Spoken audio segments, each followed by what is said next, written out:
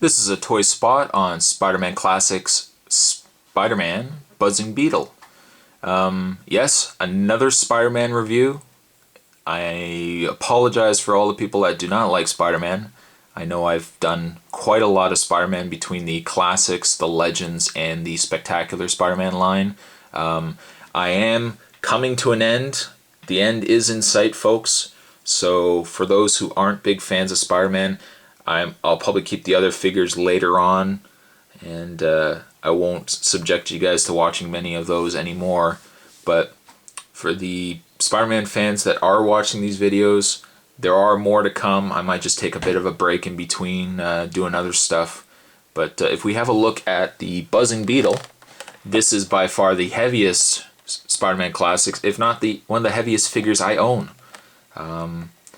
Picking this guy up, he's like picking up a bag of sugar. He may or may not be as sweet as sugar. I probably won't be able to tell until I open him up, but in the way of packaging, he's got the ever bland Spider-Man at the top of the packaging with the bands of the Spider-Man logos on the sides. Nothing really that interesting, and then of course we got Buzzing Beetle along the bottom here. If we have a look on the back of the package here, we get a nice picture of Buzzing Beetle in the top right-hand corner, as well as the small assembly required to get his wings and everything in place, as well as there is a battery gimmick to the figure, and then there shows you how you can put your batteries back in. Characters along the bottom in this wave are the Web Trap Spider-Man, which I believe was the single one issue where Spider-Man had the spider armor. There's Tailstrike Scorpion, which I have already done a review of. And then, of course, there's Spin and Trap Spider-Man, a very pointless character, Buzzing Beetle, and Web Cannon Spider-Man. Normally, if you've watched my other Spider-Man reviews, I would probably make some stupid comment about his need for a missile launcher. However, if I see this guy and I pick him up, I want to do a review for you guys for him, because I think, and I might be wrong, but I think if you get this crap off of him, he actually is a really nice figure underneath. I do like the small eyes on this figure, but it may or may not happen, but I'll try to keep my eyes out for that guy. And or if anybody out there does have him and you want to send it to me, I certainly won't disapprove. But there we have Buzzing Beetle. What I'll do is I'll open up this bad boy and we will have a look at the figure. And so here we have Buzzing Beetle out of the packaging. I've already taken the time to put in his wing covers, I guess, as well as his wings. An interesting thing I'd like to point out as well is the idea is when you move this up here, when you put these wings in, which I think look like blue raspberry fruit roll-ups, but when you snap these into place, the idea is there's a hole in the wing that's supposed to sit into the mechanism. However, they've taken the liberty of giving me two of the exact same piece, so instead of the slot being on this side, I get the slot on this side. As a result, this wing doesn't sit in here. I've only got the one that actually works. And then of course these go over top. So that's a bit disappointing that ended up happening. If I put the figure back down here, this figure is probably, like I said, one of the largest figures I own, at least in the Marvel Legends scale. If I move it down here, actually what I'll do is I'll move this guy aside, and if I bring in Spider-Man here, get him to stand, just to give you guys a scale comparison here. I haven't done anything in the way of editing this. That's actually the difference in size. It's unbelievably remarkable how much larger Buzzing Beetle is than Spider-Man here. Really dwarfs him, but I guess it is accurate to the character, at least the later incarnation of Buzzing Beetle.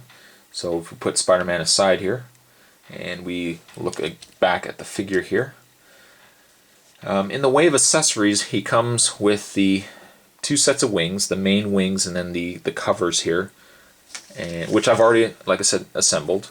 He also comes with these 2 missiles. The idea with those missiles is they sit right in his arm cannons here. And I find the drawback with these guys is the missiles don't go in all the way. That's as far as they go.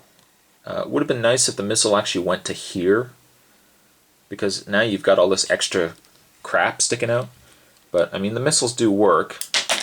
They do fire a good distance, but that's a bit disappointing. The figure itself is loaded with articulation.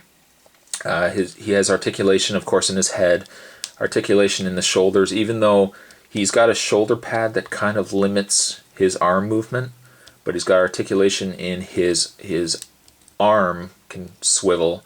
He's got articulation in the elbows, even in the individual fingers, which is surprising. And then articulation, of course, in the waist and then the legs. On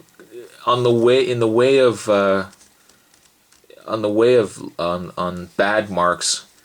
I'm having a tough time talking today. In the way of negatives, there you go. Ooh, sleep at the wheel today. In the way of negatives, what I would point out is a couple things that bother me about the figure is, for one thing, the paint application. I think the green, for example, and I think the camera can catch that, the green looks like it's been painted over an existing color. My guess is probably the darker, I would not probably say purple, it was probably like a dark purple or a blue, maybe even a black plastic, but they've put the green over top, and I don't know if you can see that or not, but the paint isn't completely covering it. It almost looks like it's been a wash, like it's a green wash over top. That carries over. You can actually see it more so in this leg here, how it's very splotchy. There's no level of consistency to the paint here.